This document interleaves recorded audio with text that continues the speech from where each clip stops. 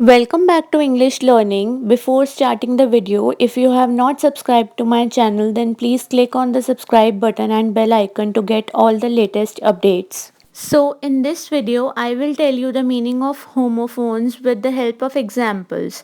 So, what is the meaning of homophones? A homophone is a word that is pronounced the same as another word but differs in meaning. मतलब homophones ऐसे words होते हैं जिनकी pronunciation same होती है but meaning अलग होता है. अ होमोफोन में ऑल्सो डिफर इन स्पेलिंग. मतलब होमोफोन्स मीनिंग में तो अलग होते ही हैं, साथ में स्पेलिंग भी अलग होती है बट प्रोनाउंसिएशन सेम होता है. For example, the two words may be spelled the same as in rose means flower and rose means past tense of rise, or differently as in rain and rain. All these three मतलब RAIN rain, REIGN rain and REIN rain. All these three words are different in meaning and spelling but the pronunciation is same. So these kinds of words are called homophones. Same ऐसे ही जो ऊपर words given है, एक word है ROSE रोज, उसका मतलब flower होता है, and same ROSE rose rise का पास्ट टेंस है. सो ऐसा नहीं है कि स्पेलिंग हर बार अलग ही हो, बट सेम स्पेलिंग भी हो सकती है बट मीनिंग अलग होगा, तब होमोफोन्स कहते हैं. Now look at the examples of homophones. ATE8 is a verb and EIGHT8 is a noun. So pronunciation same है बट स्पेलिंग एंड मीनिंग अलग है दोनों वर्ड्स का. ATE8 पास्ट फॉर्म है ईट का. Example, I at a large size burger. Next, EIGHT8 is a number which comes after 7 and before 9. मतलब EIGHT8 जो है वो नंबर है जो कि 7 के बाद आता है और 9 से पहले आता है. For example, today I woke up at 8 o'clock. So in this example, ATE8 and EIGHT8 pronunciation is same but the meaning and spellings are different. Next example is AIR air is a noun and HEIR air is also a noun. So AIR air is an invisible gaseous substance surrounding the earth, a mixture of oxygen and nitrogen. It is also used to express an opinion publicly.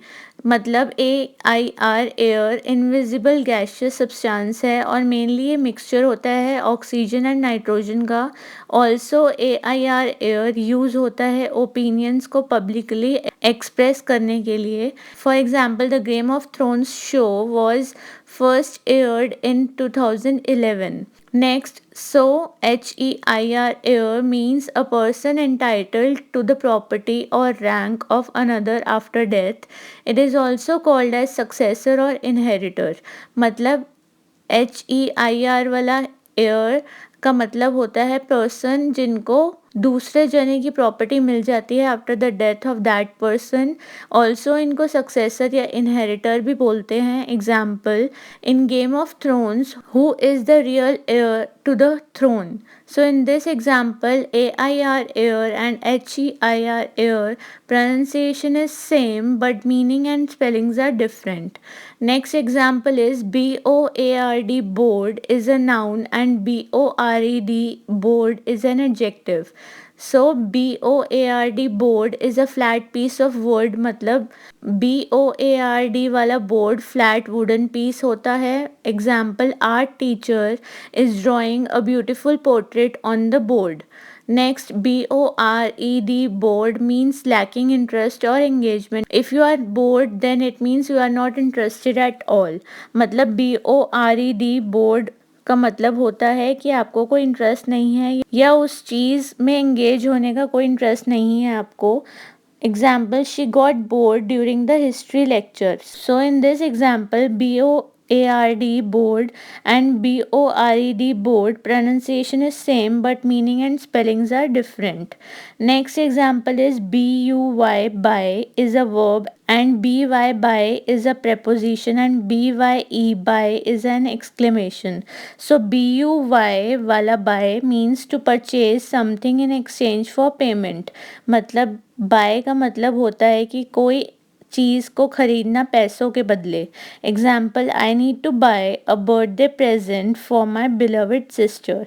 Next, B Y buy means identifying who performed an action. B Y वाला bye का मतलब होता है identify करना कि ये action किसने perform किया। Example, the postman is always here by 11 AM। Next, B Y E वाला bye defines an informal way of saying good bye. B Y E वाला बाय का मतलब होता है गुड बाय बोलना इनफॉर्मल वे में। For example, okay dear, I need to go now, see you soon, bye. So in this example, B U Y वाला bye और B Y वाला बाय और बी वाई ई वाला bye, तीनों words की pronunciation same है but meaning and spellings are different. So from these examples I hope homophones are clear. In short, homophones ऐसे words होते हैं जिनकी pronunciation same होती है but meaning अलग होता है. Also कभी कभी spellings भी same होती हैं और कभी spellings भी different होती हैं. So that's all for now.